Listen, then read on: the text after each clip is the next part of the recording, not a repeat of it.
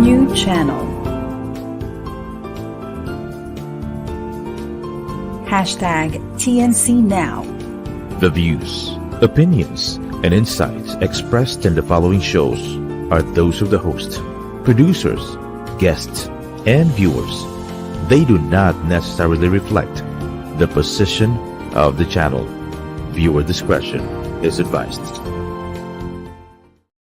Hello there. Born out of passion, we are a community that helps you be the new you. I'm Dr. Michelle Mras, live streaming from the United States amongst the beautiful mountains of Colorado. You're watching Mental Shift.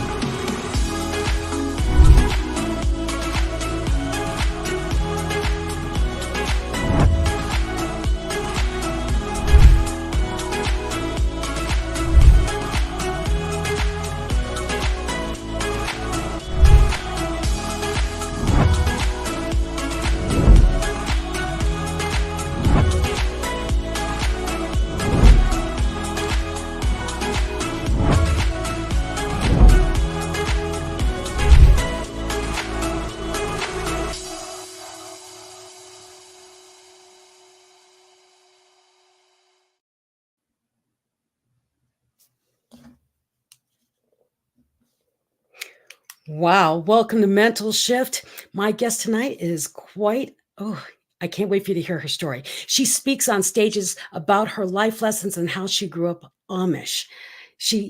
Following the Amish tradition, she only completed her education to the 8th grade. Then she survived life trials, left the Amish community, and then later finished her education by earning her Associates of Science degree. My guest, she's the author of Peering Through the Pain, a journey from suppression to liberation. Please welcome my guest, author, speaker, all-around amazing lady and hiker, Katie Miller. Hi, thank you for having me. It's an honor to be here. I'm so glad you were able to join me. I mean, your story, I wanted to share this with the world because I didn't even know what the word Amish. I knew Amish cookies, and I knew the word as something associated to something else. I didn't actually know it was a people until I moved to Colorado. And then I met you, and I'm like, you were Amish? Well, was. You were, and that's what my thing was. And my husband's like, no, I edited her book. No, she's not there anymore. So please explain to us. So a Mental Shift, I have guests come on and we talk about how we are, what we do in our lives, but most importantly, what we were before, something happened and we had a mental shift that brought us to do more things or other things different than what we did before.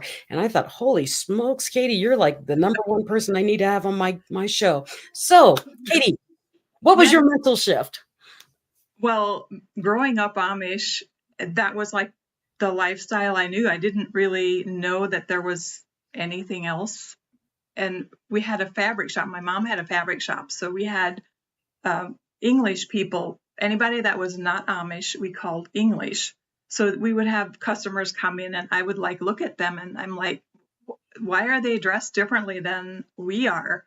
We had, we were only allowed to wear plain colored dresses. The girls always, women wear dresses and the men, everything was made by hand. We sewed everything. And then, growing up and I had my Rumspringa years where I kind of dabbled in wearing jeans and getting my hair cut a little bit, not much, but, a bit long enough to get it under the covering so I could still work at my mom's fabric shop. And I got my ears pierced.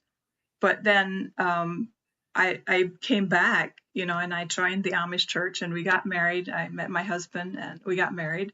And then 10 years later, I got born again.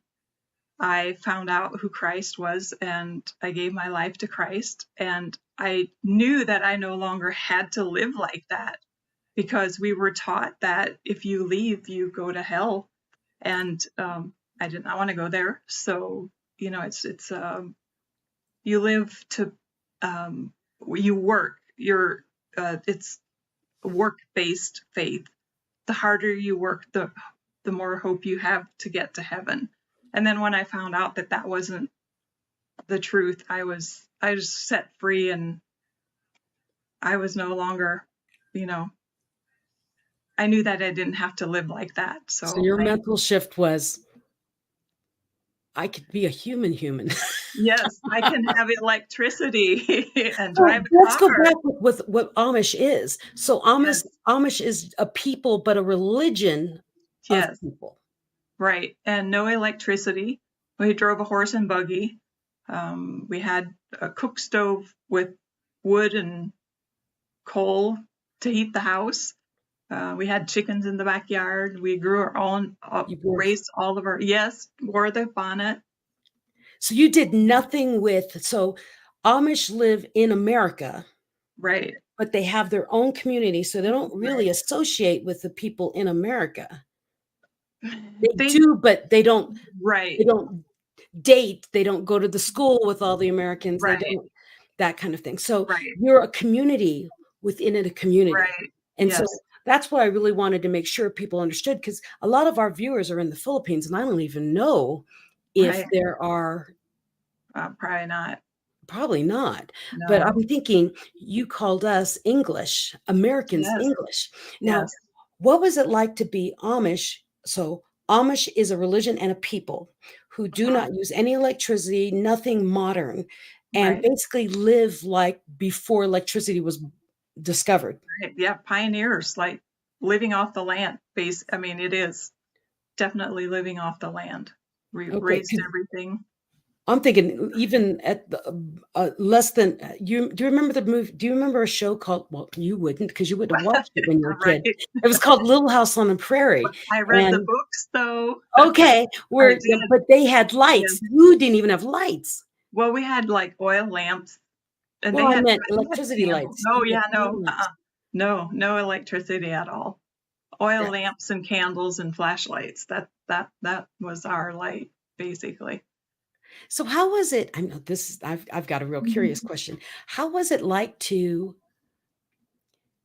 see Americans? Did you see Americans as one whole people, or did you see all the different nationalities and the different colors and the different clothing? And no, they were just, anybody that wasn't Amish was just English. So it didn't matter what color, or they just weren't Amish. Okay. So no. And so but the Amish, like in the town that I live in, your morning used to start incredibly early. Oh, yeah, it's crack a day as soon as the sun came up. Now, we didn't live on a farm, but, you had a lot of them, and my neighbors, you had to be out milking the cows and getting the horses fed. And, if you had to use them to plow the fields and stuff, you had to make sure they were fed and harnessed and ready to go as soon as sun came up, because you worked from sun up to sundown, and there's hard always work to get to heaven. Yes, right. Interesting. But you don't have to, but you still have to work hard. But well, I'm just thinking of the amount of work ethic that you developed as a child. That's incredible in itself, which is what I also find very interesting, because you're an awesome lady, and you're an awesome lady, and you ended up writing a book about your experiences in the Amish world, and you gave us a quick synopsis.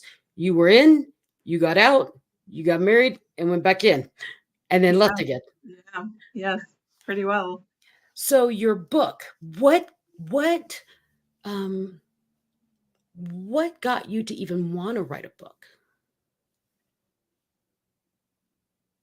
I kept hearing, I felt God was wanting me to write the book, and I kept telling him I'm not an author, and I kept hearing the voice again, write the book. And I'm like, all right, I will if you help me. And boy, did he ever help me. So within 6 months, the book was wrote. And then I met Ken through a friend of mine that had published her book. So I met Ken, and then it was within a year it was published, and Yeah, I went to Ken New Ken's York very City. fast. Yeah, went Because to I New met York. you in New York City because her Yes. book was shown on Times Square. And the Yeah. Ken she's talking about is my publisher, Dr. Ken Roshan, and his we call him Dr. Dr. Smiley. Smiley. But he is the CEO of Perfect Publishing, and he's my publisher also. So when I went to Times Square with my book, I saw you there, and we got to meet and got to hang around and run around New York City. And we were both like schoolgirls in New York City because we're like, oh, look at the big buildings, oh, look at the pretty things, right? We were like, it That was was my awesome. first time in New York City. I've done a lot of traveling though since I've left the Amish. Actually, we did travel as my mom loved to travel. She was Amish till she passed away. And when we left, that we were excommunicated. So a lot of the neighbors didn't communicate with me when they came to the fabric shop. They avoided me. They would not want to exchange money with me because Oh now yeah, that you were I've marred. left, right. I left their community. Well, I mean, I actually stayed living in the same house, but I left the church, Yeah. and that was not to them, I was now going to hell, so they didn't Yeah. want to associate with me. Yeah, you were But excommunicated. Yeah, right, I can yeah, see that. They would be terrified to be near you because it would rub off. right, exactly. Mhm. But my mom traveled. They didn't, they obviously didn't have a car, but they had taxi. There were local guys that had a van, so they would travel all over the United States. So I think her traveling rubbed off on me. But we moved to Phoenix, and I worked. I got my Associate of Science, like you said. I had started going to college to be a nurse. But at 41, I got my GED, and then age 41, I got my GED, and then went to college to become a nurse. And then through all of that, I had to do all the prereqs because I didn't know what an atom was. I didn't know what cells were. It was so fascinating how all of that works. Our body is made of that. And it was probably one of the highlights of my life, almost. Well, not quite, but like it was the learning. I loved to learn, and so I didn't finish then because my husband had an affair, so I didn't finish school then. But I became a EMT. Was at our local village where we lived. I was on the fire department. Well, not the fire department, but as an EMT, and I enjoyed that very much. We had a lot of exciting calls and stuff. And then we moved to Phoenix. Our son had moved out straight out of college, our oldest one. And so we decided to, try just change of scenery and try to work our marriage. And a couple years in, and well, actually, it wasn't even a year. My husband hated, growing up in the country like we did, and no traffic, no cars. And he hated it there. It was nothing but run, run, run. And he was like, I'm moving back. I'm like, well, I'm staying. So we separated then, and I found out who I was. And I've traveled quite a bit, and I've done a lot of adventures, and I You were wrote peering books. through the pain. I was. I want to show your cover. So, you've got it, but I have a big picture of it. There Okay, it you have a is. big picture. See, peering through the pain. And that is Miss Katie Miller standing on the top of a mountain in the pose, in her yoga pose, because she's free. Yes. And when you get her book, if you order it from her, she's got a website, but we'll show later. But that little girl looking through the window at the woman that she's going to be, not knowing that she's going to be this woman, you've got to see this picture. Can we show the picture of her how old are you? 22. That was right after we got married. Okay, they're gonna pull up the picture of you at 22 in your outfit. My Amish Your garb. Amish garb. So Yep. what's on your head? What is that called? That's we call it a cap. It's the traditional white covering. You wear a black one up until you get married, and then after you get married, you wear a white one. So it's just we call it a cap. Okay. And then your outfit, do you only wear monotone clothes, or can you wear darker clothes? I mean, what's the clothing color thing? You just can do patterns. Well, we can't wear we weren't allowed to wear like bright yellow, like hot pink, just more drab colors, and like black, obviously black and dark blue. My wedding dress was dark blue. We would never wear white when we got married. They're always navy colored wedding dresses.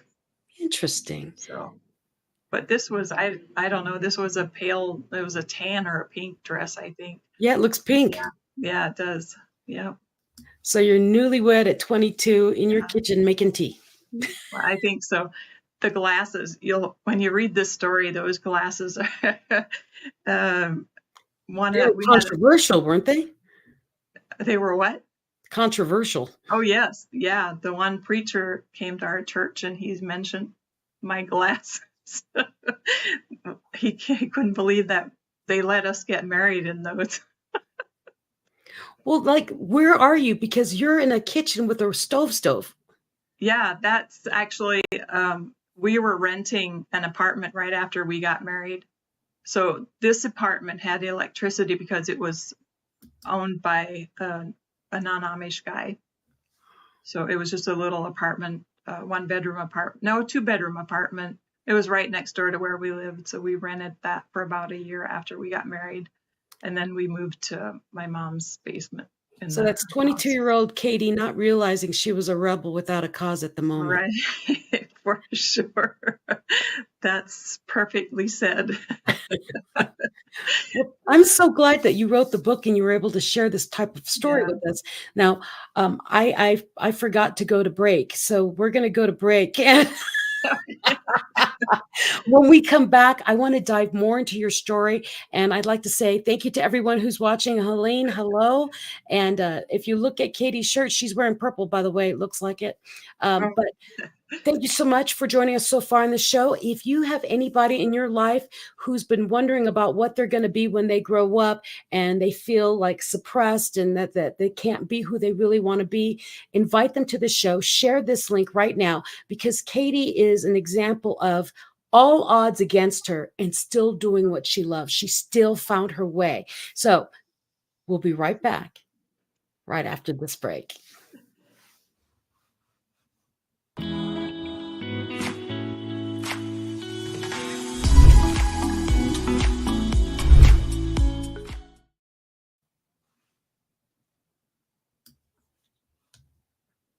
Ang 40D, tumutulong patibayin ng vital organs, iwas sakit sa puso at iba pang sakit.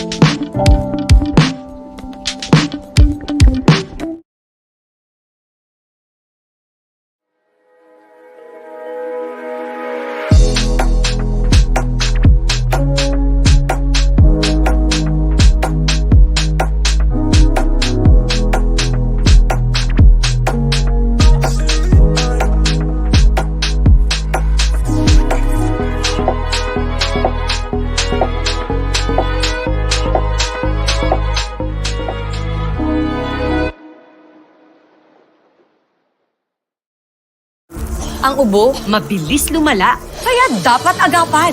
Dapat New Solmux Advanced Syrup. May 2 times zinc para ang ubo, imbis na lumala, tulungang mabilis mawala. New Solmux Advanced Syrup.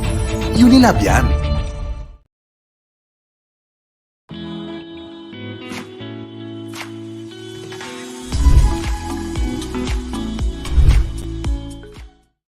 Thank you so much for watching Mental Shift. Did you share this show with someone you care about, a friend, a family member, someone who needs to help through whatever is feeling like is holding them back?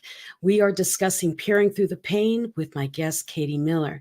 Now, did you know that TNC is a live stream platform of online shows for people on the go? Please watch all the shows seen here on the screen. And now imagine having your own show, your own playlist, your own content, but we make it easier for you. TNC aims to transform the lives of our viewers through engaging, authentic, and original content. Our vision is to become a global 24/7 live stream channel that showcases Filipino talent, global influencers, cultural intelligence, and ingenuity. Continue to watch Mental Shift every Tuesday night, 7:30 p.m. Mountain Standard Time here in the U.S., or Wednesday morning at 10:30 a.m. Philippine time. You can also watch all the replays via Facebook or YouTube. You can also follow us on Instagram and listen to us on Spotify and Apple Podcasts. All you have to do is search #TNC Now. Now, if you'd like to be a sponsor, please email now@thenewchannel.com or send a direct message to The New Channel. So enjoy these life-changing shows because we made them just for you. And welcome back. I'm Dr. Michelle Mras, and you are still watching Mental Shift with my guest, Katie Miller. If you'd like to check out my page on YouTube by searching TNC Now, I think it's #Mental Shift. Come find us, and then you can share this more often. So where is Katie? Did I lose Katie? There she is. Here. We have had every technical difficulty. It's crazy, but it's all good because this way we were able to talk, and then people have time to share the platform and share the link. And even when we come off the show, there's always replays that they can share, and they're always on YouTube and Facebook and Instagram. They're everywhere. And worst comes to worst, you can always ask me. So, peering through the pain. Yes. What made you choose that? You know, all the things that I've gone through, it was the perfect title because I was, suppressed, and I went from that into liberation as just free, like a cage had opened up and I was a bird and being released from that cage. And it was, I don't know, it was just the perfect fit. A friend of mine and I were hiking, and I knew I wanted to do something with pain because of all the pain, but I also knew that I wanted my friend to draw the picture of the little girl. Window pain. Right. So I didn't know which pain to choose. So we were hiking, and she's like, how about peering through the pain? I'm like, oh, I love that. So that worked out well. But, well, I love that. And you have that picture of you at 22 in your book. You have a lot of pictures in your book, though, too, right? I do, yes. And that's why I love that. I love the title and the play with the word pain, and that you've got the little you looking out at the new you on the top of a mountain in leggings. There's like, those are things you would not have been wearing when you were a little girl. Not at all. I remember the first time I tried jeans, some of our neighbor girls, it's all in the book, but our neighbor girls, the granddaughters would come visit the grandparents, and well, they weren't Amish, so they all had jeans. I'm like, oh my goodness, I wanted to try these. And I'm like, oh, wow, that was like, it felt like so good, but I felt so guilty. Like that was not what I should be wearing. I should be wearing, the plain dress and no pants, because women do not wear pants, and, but well, underneath now, I think they do for like ice, when they go out ice skating or horseback riding or something like that. But yeah, pants were not a thing that women wore. So it was. Anyway. Well, I was a little curious about that because, we have Amish in our town out in Westcliff, and you see in the middle of winter, the girls are in their dresses on a bike in negative 20 degrees with wind chill. And you're like, how are they doing that? I know. I don't know. They might wear tights. I know we used to wear tights or pantyhose, which those don't help a lot. But I would think they would be. I don't know. Maybe they're not allowed to wear snow pants under a dress. You have to keep warm. It's too cold. Not. Well, I'm very proud of you and your story and what you've been able to accomplish, and that you've stepped so far out of a comfort zone, out of multiple comfort zones. When you left the Amish community, that was so much culture shock. I mean, I had culture shock coming from the Philippines to America, and I was an American in the Philippines, and I had culture shock. I can't even imagine what it'd be like to be Amish, where you did not even do anything American and Americanized and modern, and then jump into the world. Right. And then to be married to a man who was also in the world with you, you would think he would have evolved with you, but he did elsewhere. Yeah, he did other things. Right. And then he got locked into the world with the affair and all the craziness. And so then you had to step out of your comfort zone again by saying, I'm a woman and I'm alone. And in the Amish world, you are not a woman and alone. Right. You stepped out alone again. Right. Even in more foreign world. So the number of mental shifts you've had and how many times you've stepped out of your comfort zone is just simply amazing. You broke the mold. And that's why I find your story so impressive and exciting. And that's why I wanted you on the show, so people could hear your story. And I want them to get your book. Now, if they want your book, where do they go? I have a website called peeringthroughthepain.com, and there's a link to Amazon, so they can get it through there, or you can get it through Amazon as well. But it's peeringthroughthepain.com, and there's a web page and a link as well. Okay, and I know we have that link. I know we have it. I'm also on Facebook as Peering Through the Pain, but here's a card there's a QR code that you can scan as well. I have a QR code. Oh, that might be a little hard. Is it too hard? Yeah, because I don't think I could do it. Let's see if I can do it. Okay. No, it doesn't register it. Bummer. Yeah. Nope, it won't register. It's on the website though. If you go to Peering Through the Pain, the QR code is there. Okay, so I asked the back staff if they could put peeringthroughthepain.com on so that we can make sure that people can see it, and then they'll also put it in the thread so that once our screen goes down, it'll still be there. And then that way people can find you and get the book. And what's really interesting about her book is, one, it's a great fast read, but two, you read what she saw, what she witnessed as a child, and then you get to read and see what she experienced as an adult. And now you're looking at the lady who's smiling. And that is what the incredibleness is, because a lot of us go through pain and we let it hold us down. Katie went through a lot of pain. And even with her background telling her she shouldn't do what she did, she still did it. And here she is, standing at the top of the mountain, going on stages and sharing stages and telling her story and sharing her triumph with the world. And with her book, on podcasts, she is out there sharing that story, and she's not afraid to do so. So if you're out there and you have a podcast or a radio show or a TV show, invite Katie. I mean, I really did enjoy having her on my show. Actually, she's been on my show before, and then she's been on now, but I've had her on my stage, and she is an excellent speaker, excellent storyteller, and you'll have a lot of fun to have her on your show.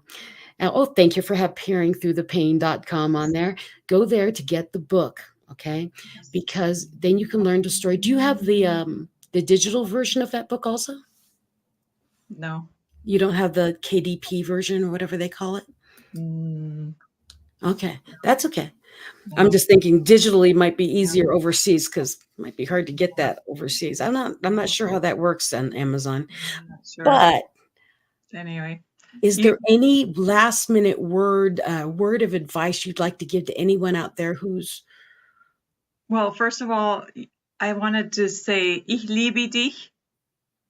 I love you in German, ich liebe dich. So that means I love you. Yes. Keep dreaming, keep climbing, keep going, keep achieving. You are worth every ounce of energy and energy that you put into believe in yourself. Believe in yourself. Believe in yourself. You can do this. So I have to ask another question real quick before we Yes. go off the air. You spoke in German. Is that the language that you spoke in your Amish world? Yes. It's German. Yes. Ich Ich liebe liebe dich. dich. Yeah. Okay. So she even spoke a whole nother language while she was here in America. Okay. So I wanted to say to you, Katie, thank you so much for joining me. And I told you 30 minutes goes incredibly fast. And if you have any questions for Katie, she is on Facebook, but she's on Facebook as KT Mill. Yes. Yes. Or you can go to peeringthroughthepain.com and contact her through that. Or you can write right here inside of this thread and say, hey, Katie, I need to talk to you. And then we can connect you that way. Okay. Yep. So thank you so much, everyone, for joining us on Mental Shift on TNC. Katie, thank you so much for being a lovely guest. And I'm just so proud to be able to know you and see you grow, because you ain't seen nothing yet. I know. 2024 is coming. It's a new year. I have a lot of new things I'm planned. excited. So. Well, I don't know how to say Merry Christmas in German. Christmas, but I'm not sure about Merry. Yeah. I'm not I think sure. it's called Happy. It says Happy Christmas or Christmas Happy. What? Frohlich Weihnachten. Frohlich Weihnachten. Frohlich Weihnachten. Well, I don't know about that. That might be High German. Yeah, because that's what they used to say in Geilenkirchen. Frohlich, Okay. Frohlich Weihnachten. Whatever. Well, thank you so much. Auf Wiedersehen, maybe. Auf Wiedersehen. Yes. Bis später. Bye-bye, everybody. Thank you for joining us. We'll see you next week on Mental Shift on TNC, Tuesday nights at 7:30 Mountain Time, Wednesday mornings at 10:30 Philippines. Merry Christmas.